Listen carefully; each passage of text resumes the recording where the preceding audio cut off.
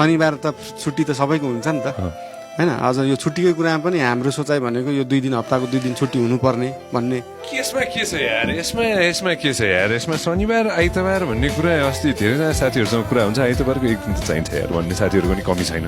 तपाईँको 365 दिनमा जसले चाहिँ एक दिन पनि काम गर्दैन नि त्यसले चाहिँ के भन्छन् भन्दाखेरि 2 दिन बिदा भयो भने त केही कामै हुँदैन त्यस्तैले भन्ने। जसले साँच्चै काम गर्छ नि तिनीहरूले हप्ताको एक दिनमै पनि धेरै ठुलो काम गर्न सक्छन् क्या।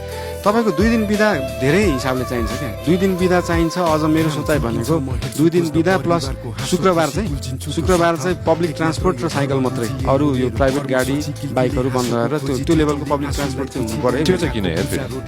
त्यो तपाईँको यो कल्चर डेभलप गर्नलाई भनेको 3 दिन तपाईँको ओपन भयो नि त। त्यसले गर्दाखेरि तपाईँको यही लोकल टुरिज्म पनि बढ्यो, बाहिरको टुरिज्म पनि बढ्यो। 3 दिन चाहिँ एकदमै ह्यासल फ्री नै हुन्छ क्या त्यो भने।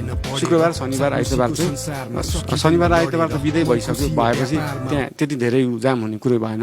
शुक्रबार एक दिन चाहिँ सुरु गर्न सकियो क्या। तपाईँले पब्लिक ट्रान्सपोर्ट मात्र युज गर्ने भनेपछि जसले चाहिँ यो कुरा बुझ्दै जान्छन् त्यसले त होइन यार यो गाडी भन्दा त पब्लिक ट्रान्सपोर्टमा सजिलो हुँदो रहेछ भने चाहिँ कल्चर